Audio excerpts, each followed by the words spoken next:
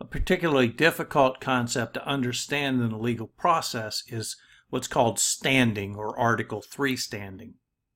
Before a party can sue, it must be determined if they have standing to pursue the case. Is the party bringing the legal action the proper party to bring such action?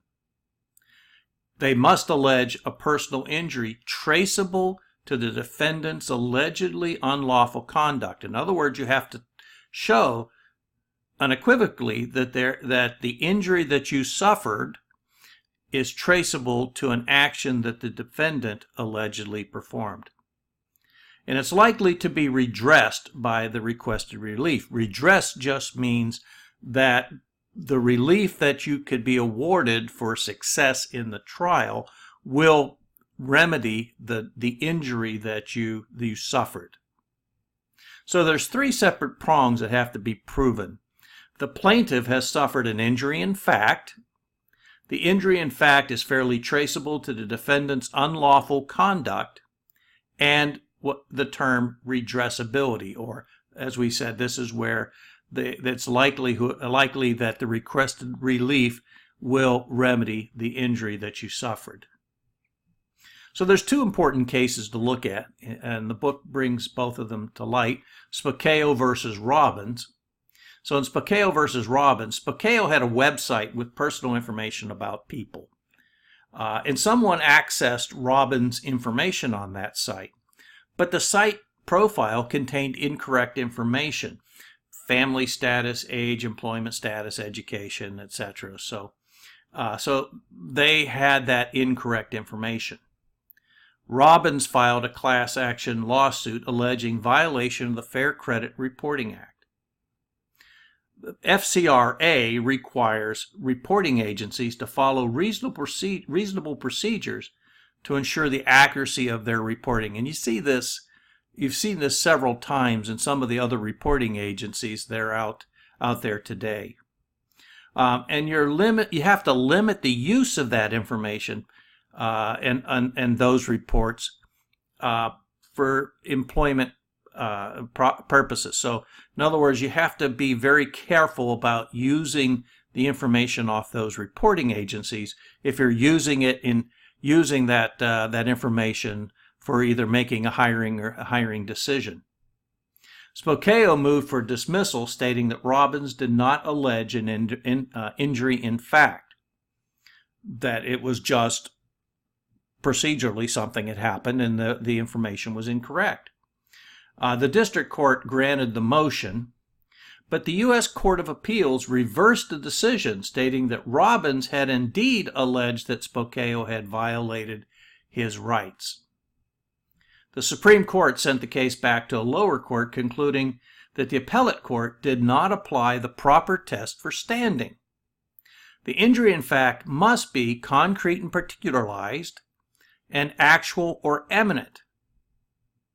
So the Supreme Court stated that the complaint was particularized. His rights were violated. So it's very particular. For an injury to be concrete, it must actually exist. It doesn't have to be tangible, but it cannot simply be a procedural violation without further indication of harm. So to argue that it was just a procedural violation did not make the injury less concrete. So this was remanded back to the Ninth Circuit to analyze whether Robbins' FCRA rights were sufficiently concrete.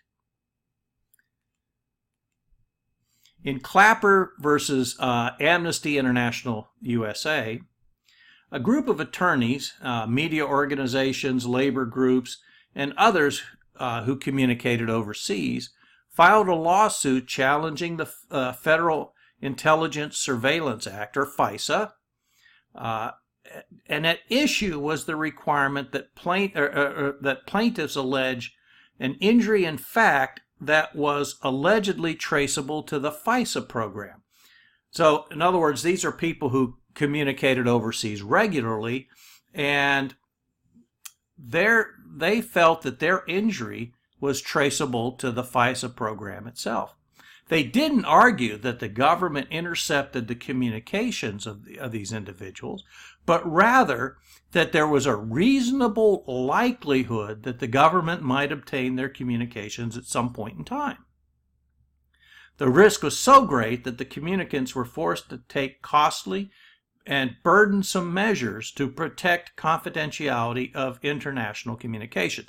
So the harm was actually twofold, that their communications at some point in time might be obtained, and secondly, that they had to spend a large amount of money and effort to protect their communications. However, the Supreme Court rejected the plaintiffs' arguments. First of all, they said it was a speculative chain of possibilities of injury. For instance, it's a reasonable likelihood that something might happen. So for that to be a harm, that whole chain of events, that something would have to happen for that injury to be in fact real. And the second argument also failed, as it was based on the cost incurred on that speculation of future injuries. So the Supreme Court rejected the plaintiffs' arguments. Injury in fact can be a significant hurdle in most data breach lawsuits. And there's both broad and narrow views of how to look at harm. In Krotner versus Starbucks, there was a broad view of looking at injury. In this case, Starbucks had a computer with data on 100,000 current and past employees that was stolen. It contained names, addresses, social security numbers, and 3 employees filed a class action lawsuit alleging negligence and breach of implied contract.